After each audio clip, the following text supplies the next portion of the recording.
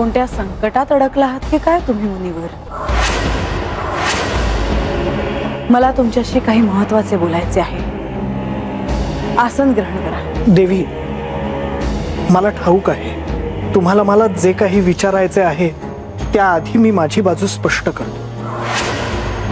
देवी, बानू ही माझी शिष्य आहे आणि माझी शिष्या अशी अडचणीत असताना मला तिला सहाय्य करावेसे वाटले आणि म्हणून मी तिला हे व्रत सुचवले.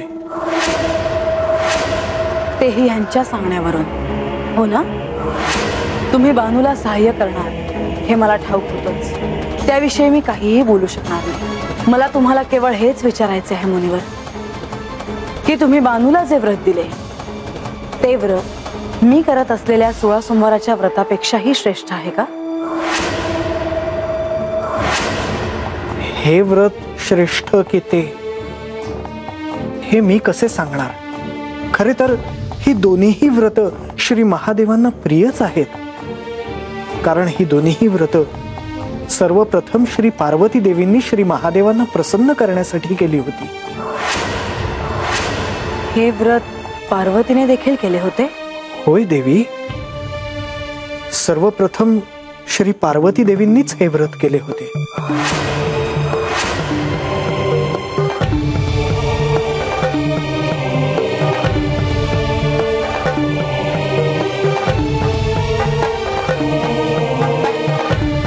हरतालिकेचे हे व्रत सर्वप्रथम पार्वती देवींनी केले होते? होय देवी. मग मुनिवर, तुम्ही हे व्रत मला आधी करायला का नाही सांगितले?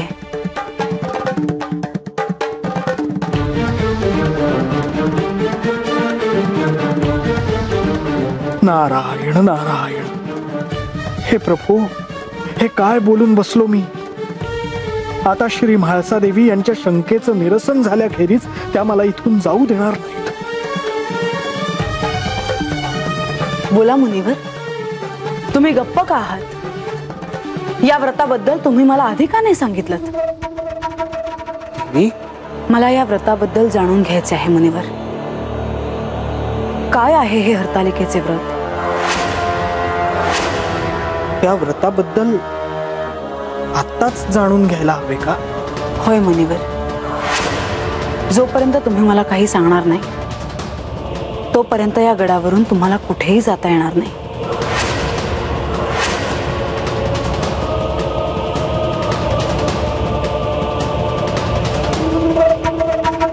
देवा, आता मला श्री म्हाळसा देवींना सारं काही सांगावं लागणारच.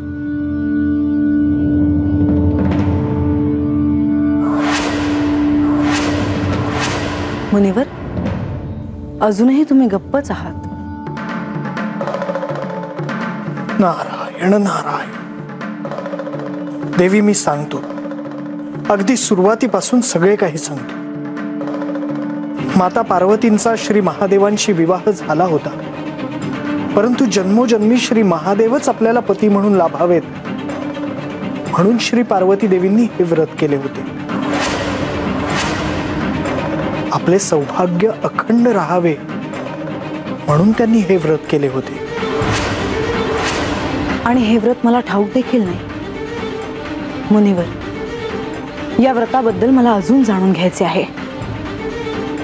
कसे केले होते पार्वतीने हे व्रत? श्री पार्वती देवींनी श्री महादेवांना प्राप्त करण्यासाठी कठोर तपश्चर्या केली. सुमारे 12 वर्ष अधोमुख होऊन त्यांनी साधना केली होती. झाडांची सुकलेली पानं खाऊन त्यांनी दिवस काढले.